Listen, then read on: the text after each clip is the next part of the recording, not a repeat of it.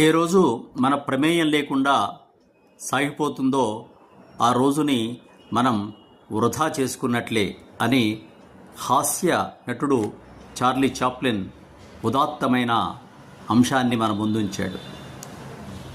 దాని అర్థం ఏంటంటే, ప్రతిరోజును మనం ఒక పద్ధతి ప్రకారం, ప్రణాళిక ప్రకారం ఏ పని ఏ నిమిషంలో చేయాలి అనేది ఒక ప్రణాళికాబద్ధంగా గనక ఆ రోజును గనక మనం నిర్వహించినట్లయితే అది ఒక విజయవంతమైన రోజు. అలా కాకుండా ఏ రకంగా పడితే ఆ రకంగా ఆ రోజును గనక మనం గడిపేసినట్లయితే ఆ రోజు వృధా చేసుకున్నట్లే అని మనకు తెలియజేశారు.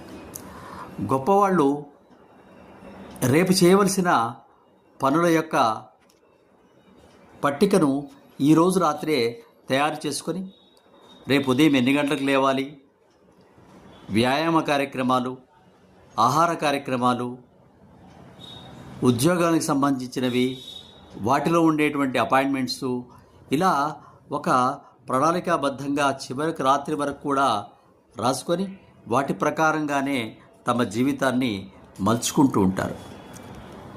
అలా ఉన్నవారికి జీవితంలో ఒత్తిడి కానీ, సమయపాలనను అతిక్రమించడం కానీ ఏమీ ఉండవు. 100 పనులు ప్రణాళికాబద్ధంగా చేసేవారికి 101వ పని కూడా అప్పగించడానికి వెనుకాడరు. బద్ధకంగా ప్రణాళిక లేకుండా గాలి ఎటొస్తే అటు పోయేవారికి ఒక్క పనిని కూడా అప్పగించడానికి భయపడతారు. ఎందుకంటే ప్రణాళికాబద్ధంగా లేకుండా ఆ ఒక్క పని కూడా చేస్తాడో చేయడో అనే అపనమ్మకంతో. మనం మహానుభావుల జీవితాలు గమనించినట్లయితే, వారి జీవిత చరిత్రలను పరిశీలించినట్లయితే వారు సమయానికి ఎంత ప్రాధాన్యం ఇచ్చారో, ఏ పని ఎప్పుడు చేయాలో వారు ఎంత చక్కగా నిర్వహించారో మనకు తెలుస్తుంది.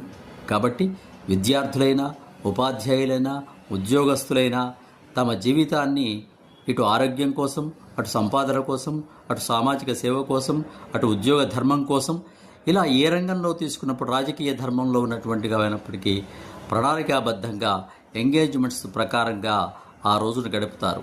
అదే అసలైన రోజు.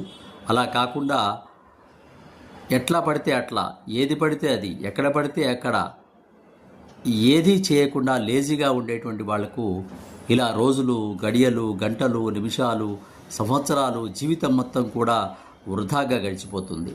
శుభం భూయాత్. స్వస్తి. సబ్స్క్రైబ్ ఆచార్య శ్రీశం.